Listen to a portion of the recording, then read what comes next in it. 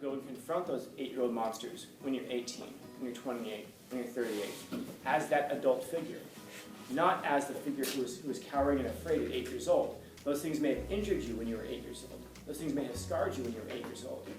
But whether or not they dominate you for the rest of your life at 18, 28, 38, 48 is entirely a choice. It's up to you. And that's a choice that everyone makes as soon as you become aware of it. And I'm sorry for you, because you ended up in this class. And that means that you became aware of it. You were made aware of it. Whether or not you choose to accept it is entirely on you. But you can never say nobody ever told you this.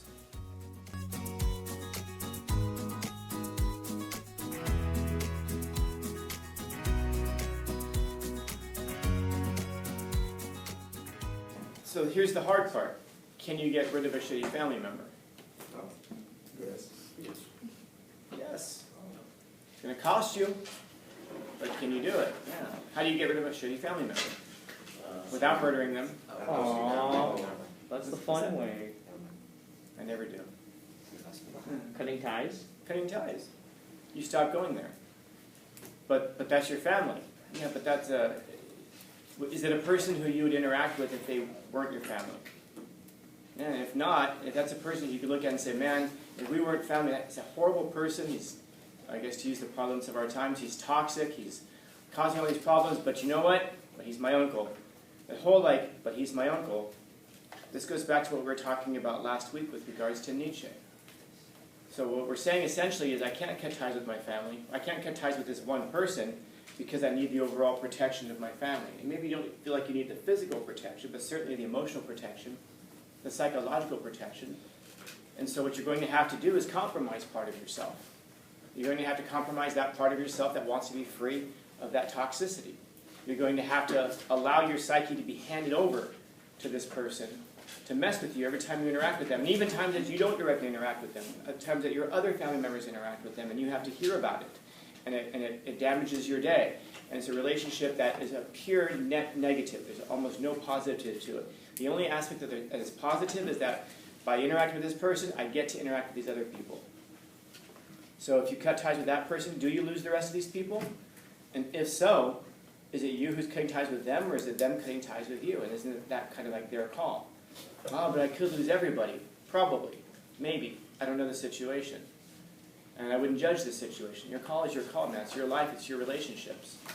But just understand that by staying connected to that person, no matter how, even if they're family, even if they're best friends, you're having to compromise part of yourself to do that. And it's interesting when we frame it that way, people think I'm saying, oh, you should stop talking to them. No, I'm just saying we should call things by their proper names. You're having to compromise part of yourself by being involved there. And so that's your call. Is the compromise worth what you get out of it? That's all that we really need to ask ourselves. And if we can say, no, it's not worth it, then we cut ties. We go. And I wouldn't say, no problem, because of course there's a problem. It's simple. It's not easy. Two very different things, man. But there are a lot of things in our life like this. Is your cucumber bitter?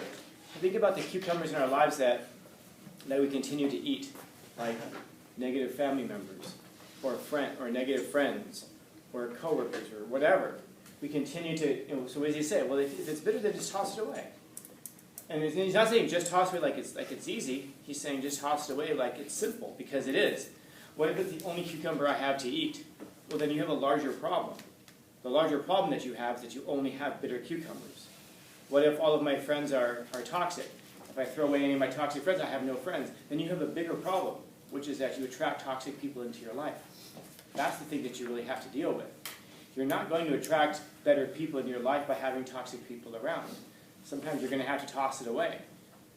Well, if it's the only thing I have to eat, I'm going to be hungry. If those are the only friends I have, I'm going to be lonely. Yes. It's not easy, but it's simple. But it's a simple truth, because that's how it is that you can now bring better things into your life. Are there briars in your path? Are there thorns in your way? Well, can you just push through that thing? I guess so. But you're going to be real cut up at the end of all of it. Try to push your way through a briar patch. It's just thorns. You're going to end up on the other side like, oh, I made it. And you're bleeding everywhere, you know? I feel so much better about myself. No. You see the briar patch and you're like, I could go through this. Physically I could, or psychologically I could, or mentally I could, but this ain't worth it, man. I'm gonna go around this thing. Sometimes there are things in your life that you have to go around. Sometimes there are things in your life that you have to go through. I think I've told this story before in this class where when I was a kid, I was walking home one day, and it's a long story short, but I got jumped by these 4 or 5 guys, maybe a block from my house. I was walking up, and they came out, and they're like, "Where are you going?" I said, "Home." Like, "You don't belong here." I go, "Yeah, I live right over there." I was a smart ass, even as a little kid. And so one of them punched me. I punched him back, and we got into a fight, and then a bunch of his friends came over, and one of them had a baseball bat, and he swung the baseball bat, and I just kind of covered my head, hoping not to die that day. And he hit me in the back, and I did the smartest thing you could possibly do in that situation. I ran, and I got home. I was pissing blood for like a week because he hit me in the kidney. I was all beat up, and my mom asked me what happened. I told her, and she asked me, "So, what are you going to do tomorrow?" I said, "Tomorrow, I think I will walk around the block. Tomorrow, go around." And my mom told me, "If you walk around the block tomorrow, you'll be walking around the block the rest of your life." 13-year-old me, I'm like, that's interesting. You're probably right about that. So the next day, I walked home the same way. Of course, we had words, everything went back and forth, but nothing else. And then over time, it got less and less. Funny thing is that years later, well, most of those, I think a few of those guys ended up going to jail, but one of them, I remember I was talking to, and he was just like, I said, "I remember that this thing happened a few years ago." He said, "And you came back and you kept walking." And he's like, "Respect." And I was like, "Great." That was our conversation. He goes, "No, I'm telling you, man, I respect you." I said, "I don't know how to say this any other way." At this point, I was like 16. I said, I don't know how to say this any other way. I don't want the respect of someone like you who has to come out and jump people and use a bat against someone like half your size. Why the hell would I ever want respect from someone like you? And it was interesting, because you would think that a person like that would then get aggressive. No, he shrank down and became like a little 8-year-old kid. He thought about this. I just kind of walked away. It's the last time we ever talked. So there are briars that you have to go through, and there are briars that you can go around. Don't bring suffering into your life that you don't have to bring into it. And this is and by the way, this would be a very contrary view to Nietzsche. Nietzsche would say, bring as much suffering into your life as possible, because then you can overcome the suffering. And when you overcome the suffering, you become an extremely strong personality. You become something that is unstoppable. Because, think about that. You willingly engage the suffering. Is there anything that's more courageous than that? Imagine, I wonder how many of us were little kids and we saw that monster in the closet and we pulled the covers over our head and we called our parents.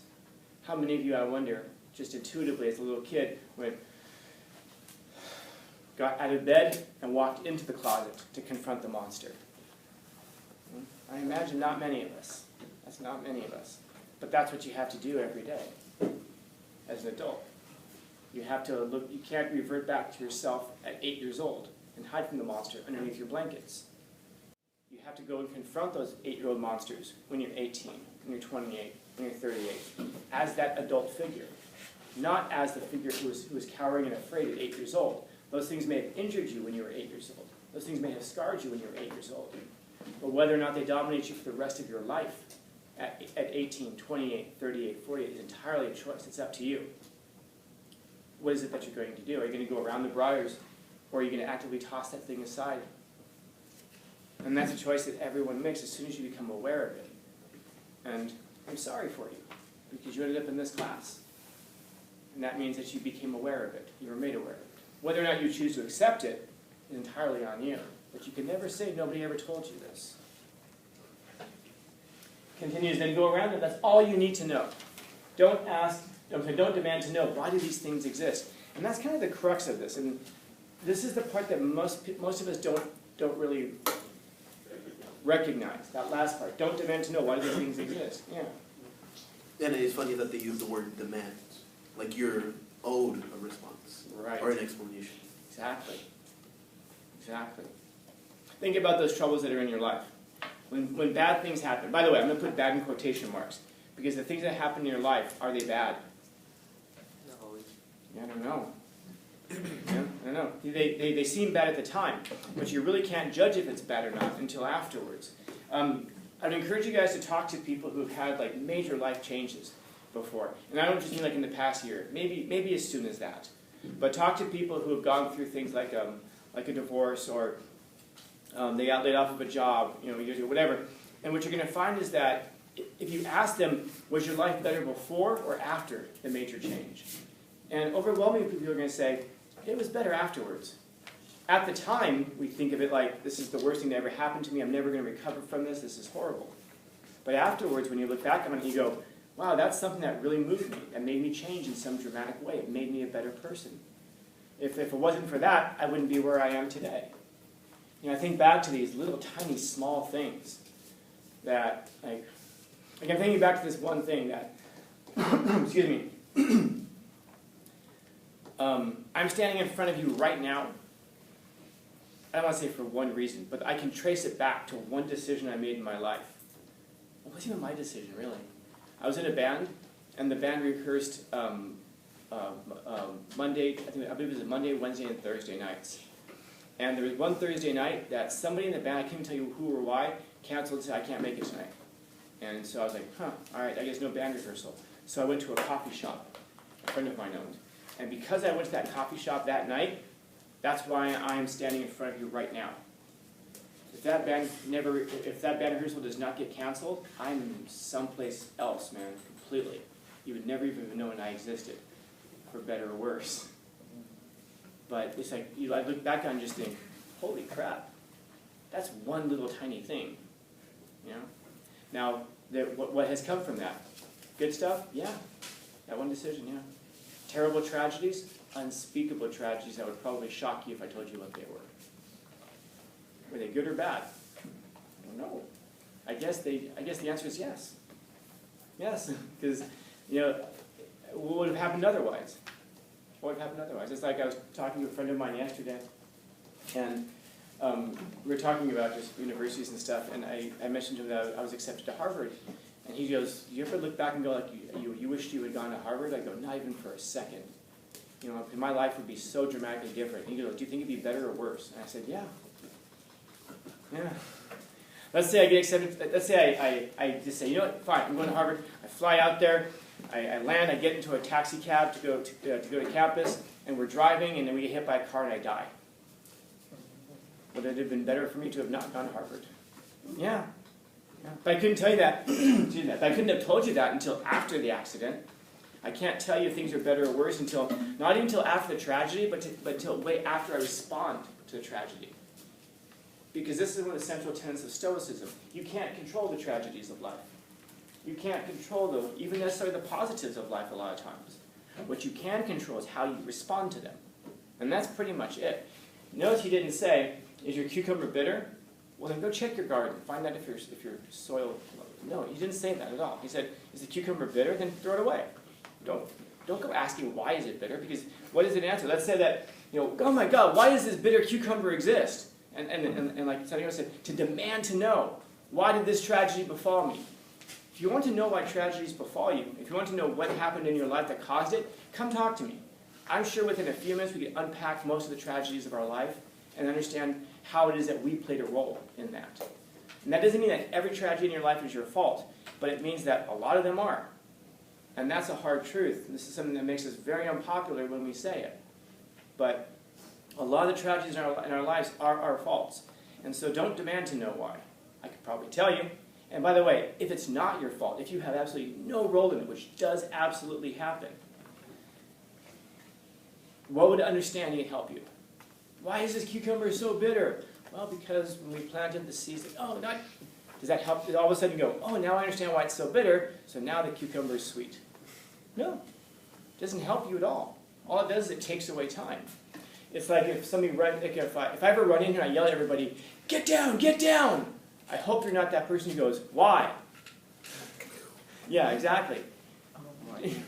Or if someone yells at you, run, run! Why? What's going on? That one guy from the I wonder why someone would be yelling that at me. This doesn't mean you shouldn't question things, but there are times and places, man, times and places. If the briar patch is in your path, don't ask, oh my God, why is this here? Well, because 250 years ago, a man was walking by and he had some seeds. No, it's not going to help you in any way. All it does is it takes away time and it leads to frustration. It's like if you're ever talking to a group of people, talking to a group of people, and something goes wrong, like I'm thinking specifically of like a company even. Like something goes wrong in a company, and we always want to find the person who's to blame. You know? Or like if you go to McDonald's and like, I don't know, the salt and the fries were cold or whatever, you go there and say the fries were cold. Does the manager say, let me fix it? Hopefully. And hopefully the manager goes over and fixes it, rather than the manager looking around going like, wait, who was supposed to be cooking these? Why aren't these? And you're still standing there waiting for your fries. It's not solving the problem by finding the person. Eventually you want to find the person, of course, so it doesn't happen again. But, you know, there's a lot of things in life that we just can't understand. And even if we understand them, they're not going to help. Was Hitler evil, or was he crazy? I don't know. Yeah. But he needs to be, yeah, the answer is probably yes. But here's the thing, he needs to be stopped. But shouldn't we first understand why? No, we should first stop him. And then afterwards we can find out why if it's still important to us. The decisions of our life are like that a lot of times. You know, we demand to know why these things exist. And what it really is, let's call it what it is, it's a fear of having to deal with the situation. Because if I can delay it by asking, wait, who was supposed to be handling these fries? How come? Then that delays me having to deal with the situation. If I look at the thing, the tragedy that's in front of me, wait, why is this even here? That means that now I don't have to deal with it. Here's the thing though, man, you're going to have to deal with it. And there are times in life it's helpful to know the why. But for the most part, it's not, because you can't control the why. You can't go back 250 years and unplant those seeds that put the briar patch there. You can't go into the soil and whatever you do to the soil, unfertilize the soil. What's that? Unfertilize the soil so that it wouldn't be so bitter. You can't do that. All that you can do is move forward. All that you can do is move forward.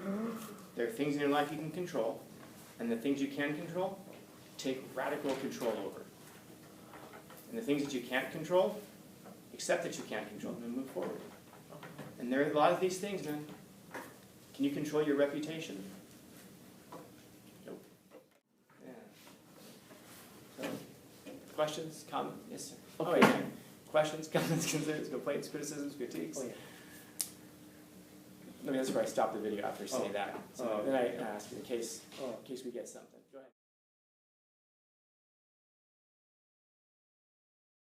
That quote makes sense to me, because there's this movie where they keep rephrasing, or no, they keep like saying the same phrase repeatedly in the movie as a message. Don't look back, keep moving forward. And they keep saying.